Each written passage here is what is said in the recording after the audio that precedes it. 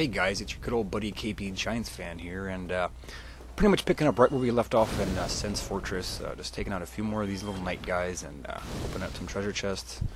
Now, you may think I'm crazy for using combustion on a treasure chest, but trust me, in this area, from now on, some of them are actually traps. You'll still get an item for defeating the trap monster that pops out of there and jumps around in the air and does a bunch of spinning wheel kicks and pretty much just beats the shit out of you. So do be wary of that. I'll try to help you guys out and show you which ones are traps, because they're kind of a pain in the ass enemy. And what we're doing here now is making our way up to the top of the fortress, and to the, I wouldn't say it's a hidden bonfire, but it's one a lot of people miss. So yeah, watch out for that big giant throwing fucking boulders at you. He's a real pain in the ass, but I'll show you where to kill this guy. He don't respawn. It's pretty easy to get to, pretty easy to kill, so don't really worry about him too much.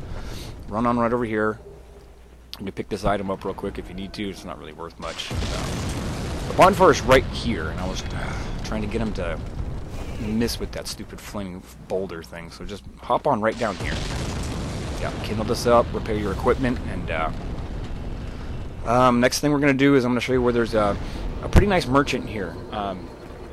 He sells Titanite shards that are pretty useful for beefing up our weapons, and I believe he might be the only one who sells these certain shards. I can't remember, after patch 1.05 they somewhat changed some of the stuff that these merchants sell, but this guy sells some pretty cool stuff. So you're going to want to remember where he's at, because we're going to be coming back to him, and I will remind you of when to go back to him for powering up weapons, because there's going to be a certain few weapons that we're really going to need to power up. Like I said, I'll get into that later. But just remind you, this is where he is. So you run over here, you turn around, and run and jump across. Ooh, yeah. So that's where you go. The merchant's right inside here. He's got some rings. He's got arrows, black fire bombs, I believe. He's got some. He's just got some interesting stuff. So don't kill this guy. We're gonna need him later. And right in this area here, we're gonna have to go pick up a cage key, which will allow us to unlock the shortcut in Sen's Fortress. So it's right down below him. I don't think I need to really show you guys that. It's all just being guarded by one of those magical snake things. You'll have no trouble taking them out. So just head on down these stairs right here, and you will get your hands on that the cage key. So after you've gotten that cage key, you want to come back right here, and instead of going to where the merchant is, you're just going to want to run straight ahead through here and make a right, and you'll see the cages right in front of you. Now just ride one on down, because as soon as you ride one down, you'll see where we're gonna end up. It's pretty much right when you walk in, right? The first, on that long beam, the first set of guillotines, right by this lizard guy here. So go ahead and kill him, and either ride the cage back on up, or use a homeward bone, get right back to that bonfire, back in the same area here. We're gonna head up to where the boss is, and what I mentioned before, I'm not gonna really show killing this big, the guy who's throwing all these big firebombs at you. He's pretty easy to kill. He's just hiding in this little tiny room throwing fireballs, so use your pyro on him, kind of step in the room real quick, throw a fireball at him, back away, and just repeat as necessary. He really shouldn't give you any trouble. So as soon as we kill this annoying little stupid archer guy, I'll show you where that guy throwing the firebombs is, and we are basically at the boss fog right now. The boss fog is right in here. So instead of going into the boss fog, turn around, run up these stairs, and go ahead and take out that boulder throwing dickhead. So in my opinion, this is one of the easier bosses in the game, especially for a pyromancer. Now first thing you want to do is get your great fireballs out and just run up to him, get pretty close to him. Don't be too intimidated by his size. He's actually pretty damn easy. So we're gonna get right up here, right next to him, and chuck your great fireballs at him. If you hit him with all four of them, it should be about, I'm gonna say 70% of his health should be wiped out. And defending, you want to try to roll away if you can, but just chuck all four of your great, the giant fireballs, your great fireballs, and then you're gonna want to switch to your fire orbs. And see, he hit me. This is stupid of me. I don't know why I made this mistake. I'm trying to get back here to throw